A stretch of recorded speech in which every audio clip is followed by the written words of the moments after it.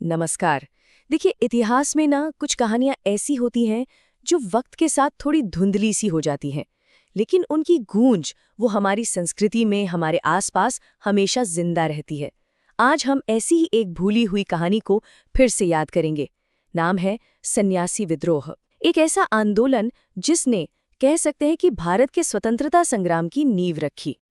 वंदे मातरम, हम सब ने ये गीत सुना है। ये सिर्फ एक गीत नहीं, बल्कि भारत के स्वतंत्रता संग्राम की आत्मा है, उसकी आवाज है। पर क्या कभी ये सोचा है कि इस शक्तिशाली गीत की जड़ें कहाँ से जुड़ी हैं? इसकी कहानी साहित्य के एक बहुत ही खास पन्ने से शुरू होती है, और वो पन्ना है बंकिम चंद्र चटर्जी का मशहूर नॉवल आनंदमठ, जो 1882 में लिखा गया था।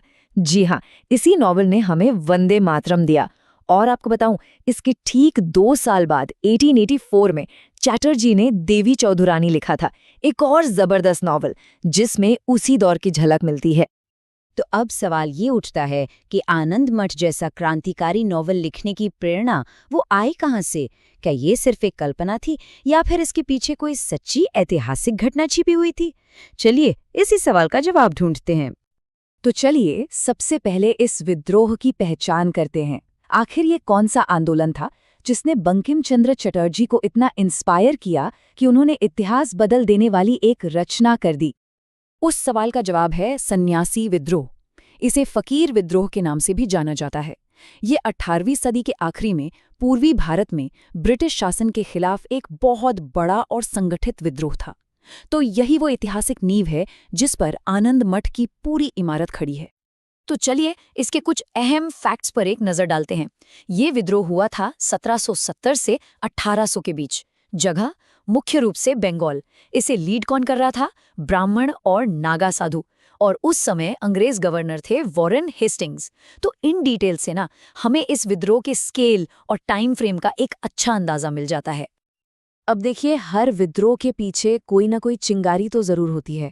तो आखिर वो कौन सी वजह थी जिन्होंने इन सन्यासियों और फकीरों को अंग्रेजों के खिलाफ हथियार उठाने पर मजबूर कर दिया? आइए इसे समझते हैं। इस विद्रोह के पीछे 3 बड़ी वजहें थीं। पहली, रोजगार का खत्म हो जाना। बक्सर की लड़ाई के बाद हुआ ये कि स्थानीय नवाबों की सेना में काम करने वाले हजारों नागा साधु अचानक बेरोजगार हो गए। दूसरी वजह 1770 का वो भयानक अकाल जिसने बंगाल में भीषण तबाही मचाई।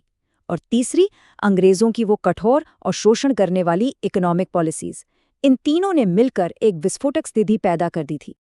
और पता है, इस विद्रोह की सबसे खास बात क्या थी? ये किसी एक समुदाय का नहीं था।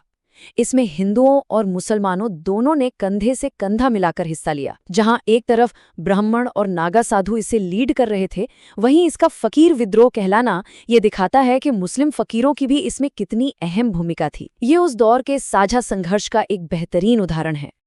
तो हमने इतिहास को तो समझ लिया। अब देखते हैं कि कैसे ये ऐतिहासिक सच्चाई साहित्य का रूप लेकर हमेशा हमेशा के लिए अमर हो गई। तो इस तरह हमने देखा कि कैसे 18वीं सदी के बंगाल में बेरोजगार साधुओं और फकीरों ने भयानक अकाल और अंग्रेजों की जालिम नीतियों के खिलाफ एक जबरदस्त आवाज उठाई। और यही ऐतिहासिक विद्रोह बंकिम चंद्र चटर्जी के उपन्यास आनंदमठ की प्रेरणा बना, जिसने आगे चलकर स्वतंत्रता संग्राम को एक नई दिशा दे दी। और यही बात हमें सोचने पर मजबूर करती है कि कैसे एक ऐतिहासिक घटना जो शायद वक्त की धूल में कहीं खो जाती, लिटरेचर के जरिए एक पूरे देश की आवाज बन जाती है। उसकी पहचान, उसकी प्रेरणा, सब कुछ कमाल है ना?